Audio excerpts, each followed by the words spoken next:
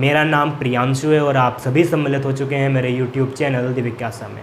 आज मैं आप सभी के साथ साझा करने वाला हूं एक लेबोरेटरी टेस्ट का ज्ञान जिसका नाम है liver function test. Liver function test में कौन कौन से टेस्ट आते हैं और लीवर फंक्शन टेस्ट आपके लीवर के स्वास्थ्य का मुआयना कैसे देता है, आज इस बारे में जानेंगे। तो सबसे पहले जान लेते हैं कि लीवर फंक्शन टेस्ट में कौन कौन से टेस्ट आते हैं। लीवर फंक्शन टेस्ट में मुख्य तौर पर 3 टेस्ट आते हैं। पहला बिलिरुबिन टेस्ट,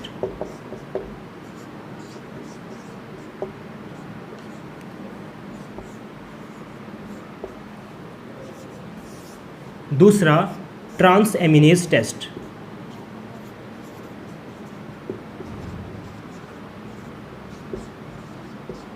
जिसमें 2 एंजाइम की मात्रा नापी जाती है, एक ALP और एक AST, ALT और AST। तीसरा है ALP test, alkaline phosphatase. Alkaline phosphatase एक एंजाइम है, इसकी मात्रा ALP टेस्ट में नापी जाती है। अल्कलाइन फोस्फेटेज एंजाइम की मात्रा इस टेस्ट में नापी जाती है। और भी कई टेस्ट हैं, ये 3 मुख्य टेस्ट हैं और 2 टेस्ट और हैं, जैसे कि एल्ब्यूमिन टेस्ट भी किया जाता है कभी कभी। LFT में एल्ब्यूमिन टेस्ट भी कभी कभी किया जाता है, लेकिन मुख्य तौर पर ये 3 टेस्ट हैं, ठीक है। और एक 5वां टेस्ट और है कोएगुलेशन टेस्ट। तो ये 5 टेस्ट हैं जो किए जाते हैं LFT में। सबसे पहले समझते हैं बिलिरुबिन टेस्ट।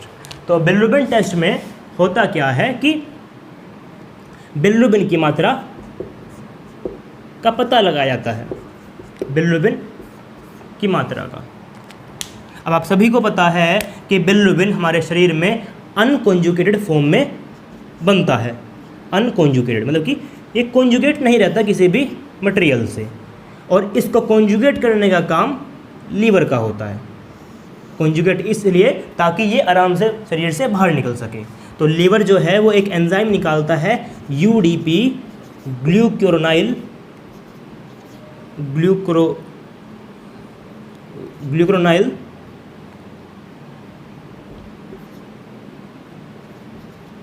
ट्रांसफरेज।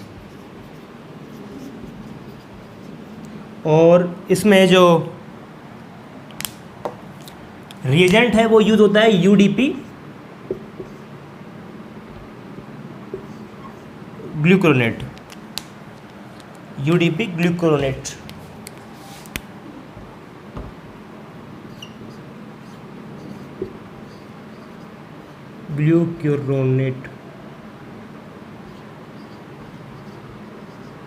तो हुआ क्या कि बिलिरुबिन में ग्लूकुरोनेट जो ग्रुप है वो UDP ग्लूकुरोनेट से निकाल कर लगा दिया गया, और अब हो गया ये कॉन्जुगेटेड बिलिरुबिन। अब ये कन्वर्ट हो गया कॉन्जुगेटेड बिलिरुबिन में।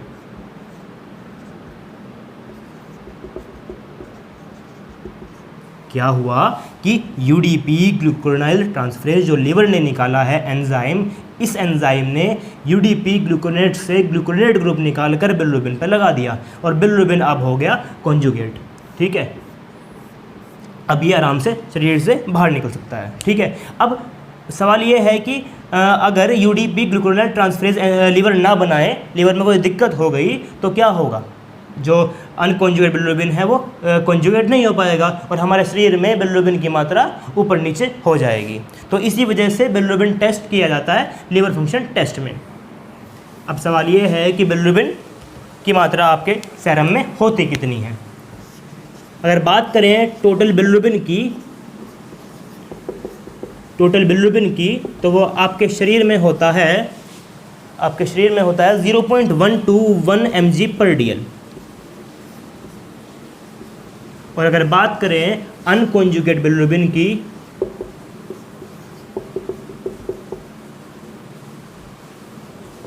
तो वो आपके शरीर में होता है 0.22-0.7 mg/dl। और अगर बात करें कॉन्जुगेट बिलिरुबिन की तो वो होता है 0.12 0.4 mg/dl। तो ये है बिलिरुबिन की आपके शरीर में मात्रा। अगर लीवर सही तरीके से काम नहीं कर रहा और लीवर में कोई दिक्कत है तो लीवर यूडीपी ग्लूकुरोनाइल ट्रांसफरेज नहीं निकालेगा, और अगर यूडीपी ग्लूकुरोनाइल ट्रांसफरेज नहीं निकला तो जो अनकॉन्जुगेट बिलिरुबिन है वो कॉन्जुगेट नहीं होगा और आपके शरीर में बिलिरुबिन की मात्रा ऊपर नीचे हो जाएगी। ठीक है, तो इस टेस्ट से हम पता लगा पाएंगे कि आपके लीवर में दिक्कत क्या है और क्यों है, इनकी मात्राओं को देखकर। अगला टेस्ट जो हम लीवर फंक्शन टेस्ट में करने वाले हैं वो था transaminase test. Transaminase test. Transaminase test में चेक किया जाता है दो एंजाइम्स की मात्रा ALT और AST। ALT को प्यार से SGPTB कहा जाता है और AST को प्यार से SGOTB कहा जाता है। ठीक है, ALT को SGPT कहा जाता है और AST को SGOT। ट्रांस एमिनेज टेस्ट, इसमें ट्रांस एमिनेज एंजाइम की मात्रा का पता लगाया जाता है। ट्रांस एमिनेज एंजाइम कई सारे हैं। ठीक है, उनमें से दो एंजाइम है ALT और AST। पहले समझते हैं कि ट्रांस एमिनेज जो एंजाइम्स होते हैं उनका काम क्या होता है। ट्रांस एमिनेज एंजाइम का काम होता है अमीनो ग्रुप एक अमीनो एसिड से निकालकर दूसरी अमीनो एसिड में लगाना। ठीक है, अमीनो ग्रुप को ट्रांस एमिनेज अमीनो ग्रुप ट्रांसफ़र करना, अमीनो ग्रुप ट्रांसफ़र करना एक अमीनो एसिड से दूसरी अमीनो एसिड से। ठीक है, एक अमीनो एसिड से दूसरी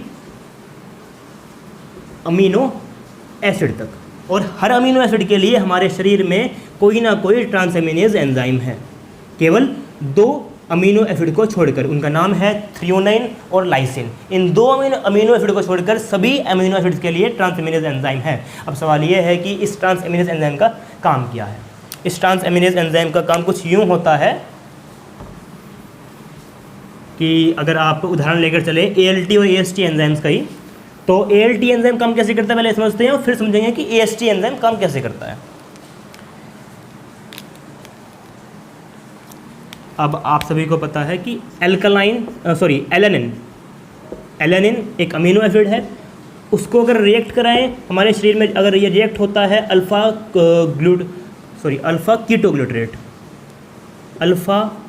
कीटोग्लूटारेट एक दूसरी अमीनो एसिड है, उससे अगर रिएक्ट होता है in the presence of enzyme ALT, तो हमें अंत में मिलता है हमें पायरुवेट और साथ में ग्लूटामेट। तो हुआ क्या कि एलेनिन से अमीनो एसिड ट्रांसफर कर दी गई अल्फा कीटोग्लूटारेट पे, और अल्फा कीटोग्लूटारेट कन्वर्ट हो गया ग्लूटामेट में और एलेनिन कन्वर्ट हो गया पायरुवेट में। तो ALT ने यहाँ पर एलेनिन ट्रांस एमिनेज, यह है एलेनिन ट्रांस एमिनेज।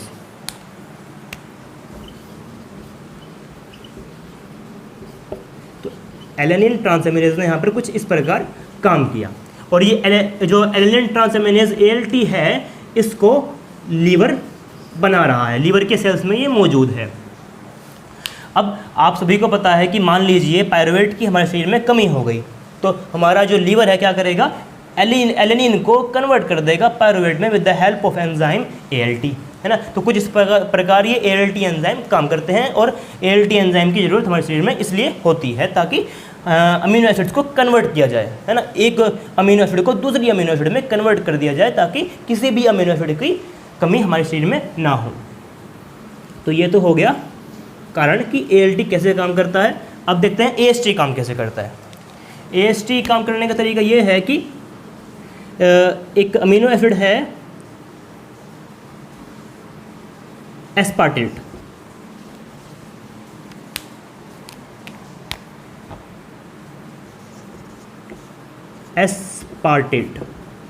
एस्पार्टेट रिएक्ट करता है अल्फा कीटोग्लूटारेट से, और रिएक्शन जब होता है in the presence of enzyme AST तो हमें मिलता है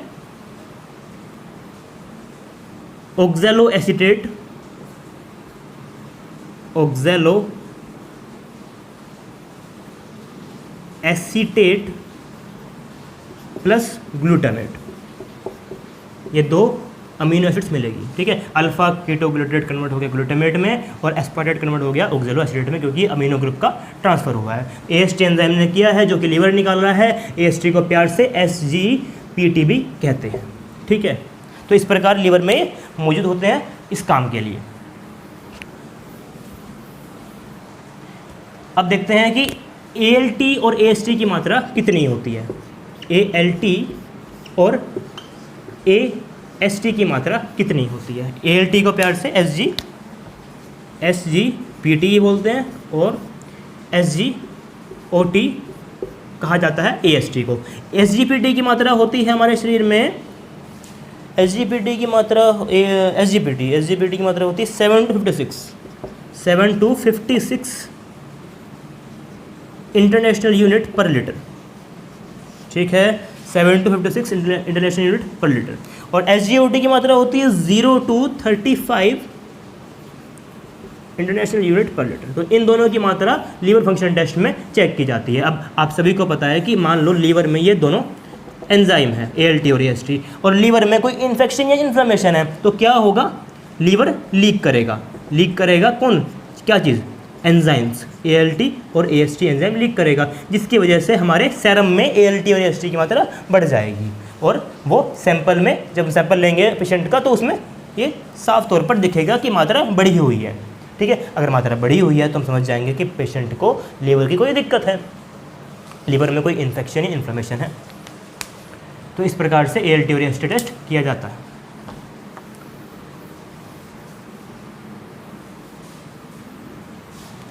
अगला है ALP test. ALP test, alkaline फोस्फेटेज।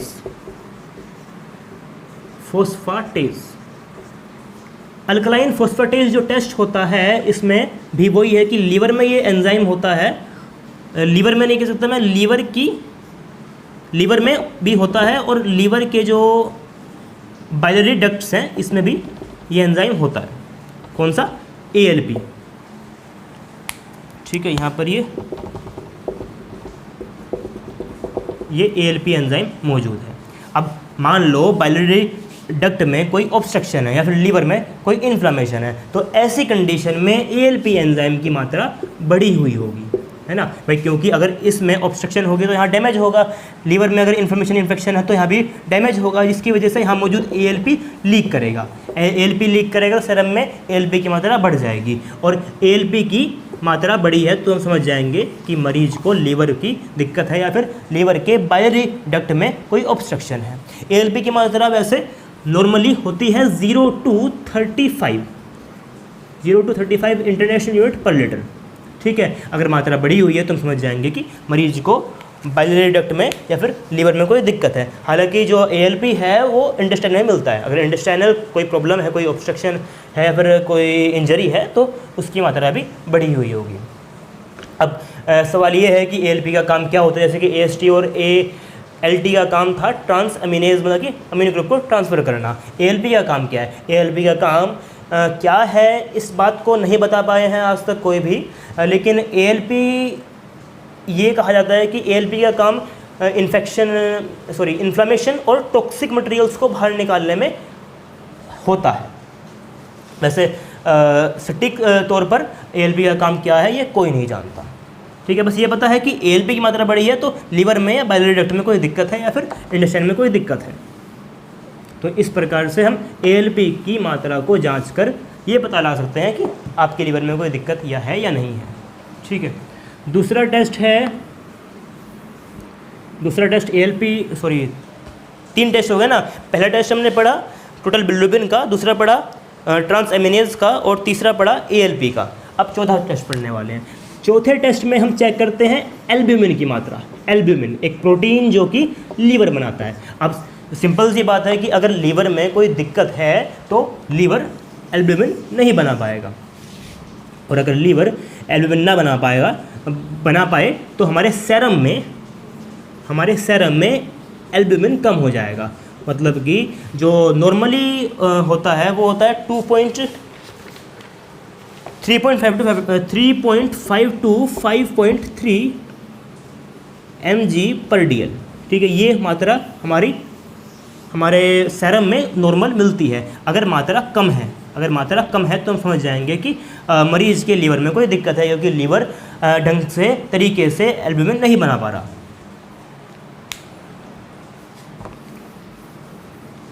तो और एक सवाल और है कि रहती है लीवर का जो मरीज़ है उसके पैरों में और हाथों में सूजन रहती है। क्यों रहती है? क्योंकि लीवर तो एल्ब्यूमिन नहीं बना पा रहा है ना।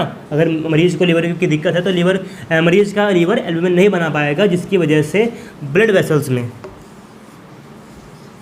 में एल्ब्यूमिन कम हो जाएगा। अगर ब्लड वेसल्स में एल्ब्यूमिन कम हो गया तो जो ओस्मोलैरिटी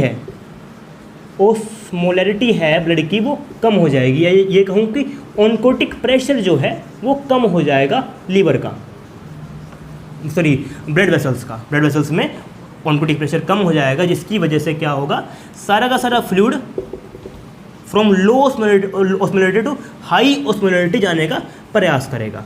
मतलब कि आपके टिश्यूज़ में इकट्ठा होने का प्रयास करेगा, और जब टिश्यूज़ में ये इकट्ठा होगा तो आपको होगा एडिमा, है ना। मान लो यहाँ पर सेल्स है तो सेल्स के बीच में जाके सारा फ्लूइड इकट्ठा होना शुरू हो जाएगा इन ब्लड वेसल से, यहाँ से।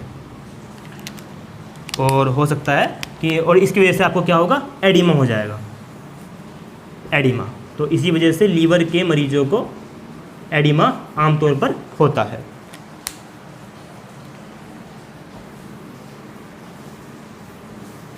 अगला टेस्ट है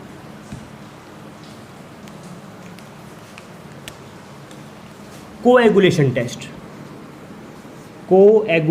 टेस्ट। मुख्य तौर पर इसमें एक टेस्ट किया जाता है पीटी, प्रोथ्रोम्बिन टाइम। एक किया जाता है एक्टिवेटेड पार्शियल थ्रोम्बोप्लास्टिन टाइम, और एक किया जाता है क्लोटिंग टाइम। ठीक है, पीटी एबीटीटी जो टेस्ट है ये कोएगुलेशन चेक करने के लिए किए जाते हैं, और क्लोटिंग टाइम को चेक करने के लिए क्लोटिंग टाइम का एक टेस्ट होता है, जिसमें सिंपली एक टेस्ट ट्यूब में ब्लड लेते हैं और देखते हैं कि वो कितने टाइम में क्लोट हो रहा है। क्लोटिंग टाइम जो है वो नॉर्मली होता है 2 से 8 मिनट। अगर ज़्यादा आ रहा है तो मतलब कि कोई दिक्कत है क्लोटिंग में, और क्लोटिंग में दिक्कत होने का एक मुख्य कारण ये होता है कि लीवर ढंग से कोएगुलेशन फैक्टर नहीं बना पा रहा। ठीक है, तो इससे हम लीवर की स्वास्थ्य का पता लगा पाएंगे। एबीटीटी की बात करें तो एबीटीटी में हम चेक करते हैं कि कोएगुलेशन फैक्टर्स ढंग से काम कर रहे हैं या नहीं कर रहे। एबीटीटी में हम इंट्रिंसिक पाथवे जो होता है कोएगुलेशन का वो चेक करते हैं। पीटी में हम एक्सटेंसिंग फैक्टर चेक करते हैं। ठीक है, और कॉमन पाथवे तो दोनों में ही होता है। ठीक है, आप सभी को इस चीज़ के बारे में कि कॉमन पाथवे क्या होता है, इंट्रिंसिक पाथवे कौन सा होता है और एक्सटेंसिंग पाथवे कौन सा होता है कोएगुलेशन का, ये अगली वीडियो में बता दूंगा। ठीक है, अभी बस इतना जान लीजिए कि पीटी एपीटी टेस्ट आपके कोएगुलेशन को चेक करने के लिए किए जाते हैं, और पीटी जो है उसकी नॉर्मल वैल्यू होती है 10 से 13 सेकेंड, और एपीटी की वैल्यू थोड़ी ज़्यादा होती है, लंबी होती है, जैसे कि 25 से 36 सेकेंड। ठीक है, 25 से 36 सेकेंड जो होती है वो होती है एपीटी की वैल्यू। तो इस प्रकार से आप चेक कर सकते हैं कि कोएगुलेशन फैक्टर ढंग से बन रहे हैं या नहीं बन रहे। अगर नहीं बन रहे तो हम समझ जाएंगे कि लीवर में कोई दिक्कत है, क्योंकि कोएगुलेशन फैक्टर तो लीवर ही बनाता है। ठीक है, तो ये टेस्ट हम करके पता लगा सकते हैं कि आपके लीवर में कोई दिक्कत है या नहीं है। ठीक है, तो कौन कौन से टेस्ट हो गए? बिलिरुबिन टेस्ट पहला, दूसरा ट्रांस एमिनेज टेस्ट, और तीसरा ALP टेस्ट, और चौथा एल्ब्यूमिन टेस्ट, और पांचवा ये क्लोटिंग कोएगुलेशन टेस्ट। तो इसी के साथ हमने समझ लिया कि कैसे लीवर फंक्शन टेस्ट आपके लीवर के स्वास्थ्य का पता लगाएगा। अगर आपको मेरी ये वीडियो अच्छी लगी तो लाइक करिए, सब्सक्राइब करिए और बेल आइकन दबाना ना भूलें। अगर आपके मन में कोई सवाल है, कोई सुझाव है या कोई संशय है तो उसे कमेंट बॉक्स में लिखना ना भूलें। आपका सवाल मुझे और आपको बेहतर और बेहतर बनने में सहायक होगा। धन्यवाद।